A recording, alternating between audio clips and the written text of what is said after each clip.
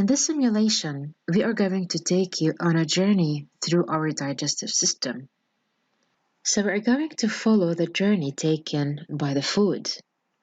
And as you all know, that food is a mixture of molecules called nutrients, which are needed in all our cells.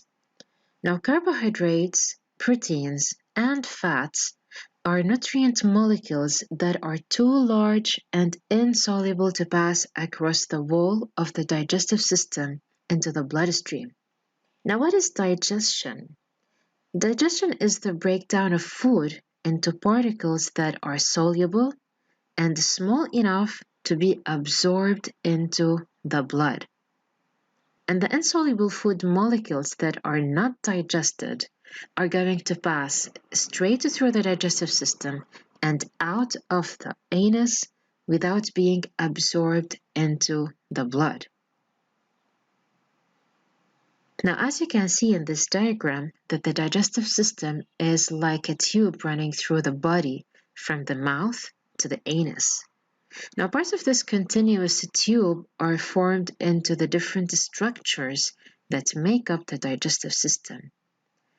So let us see together these structures.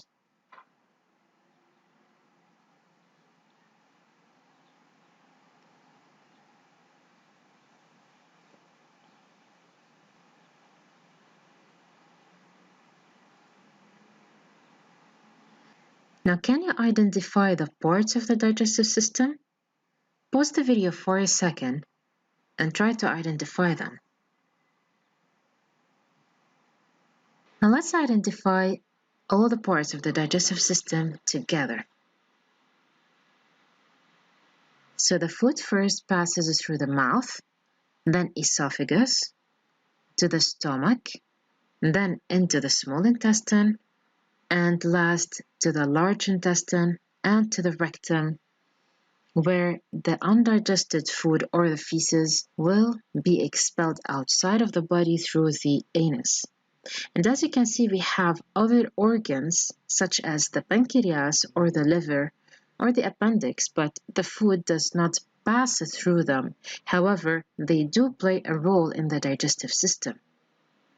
So the first stage of the digestion is a physical process during which food is broken down into smaller, softer lumps and mixed with the digestive juices. And these digestive juices contain enzymes. Let's take the mouth as an example where the food first passes.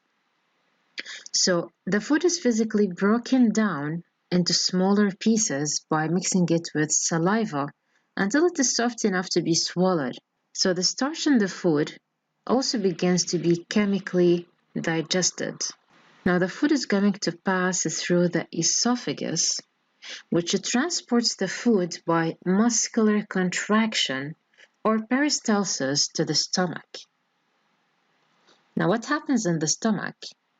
The food is churned to physically break it down further, and the protein in the food begins to be chemically digested. And then the food is going to move to the small intestine, where the bile that is secreted from the liver is going to emulsify the fat or separate the fat molecules to make it easier to be digested by the enzymes.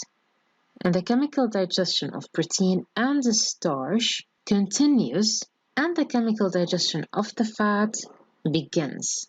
And the final products of the chemical breakdown of starch, proteins, and fats are absorbed from the small intestine into the blood.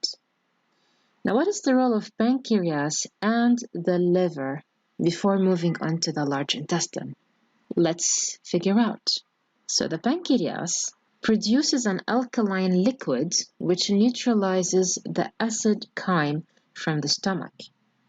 So the pancreatic juice actually contains the protease, the carbohydrates, and the lipase enzymes. And what is the role of liver? So the digested food that has been absorbed into the blood is processed in the liver before it's allowed to circulate around the body. And the liver as well produces the bile. And the bile is actually secreted into the small intestine through the bile duct. Well, the bile is made in the liver and is stored in the gallbladder. And then the bile duct is going to carry the bile from the gallbladder to the small intestine. Now onto the large intestine. So here in the large intestine, the water is absorbed into the blood from the undigested foods. And then the undigested food or the feces are stored in the rectum until it is convenient to pass them outside of the body through the anus.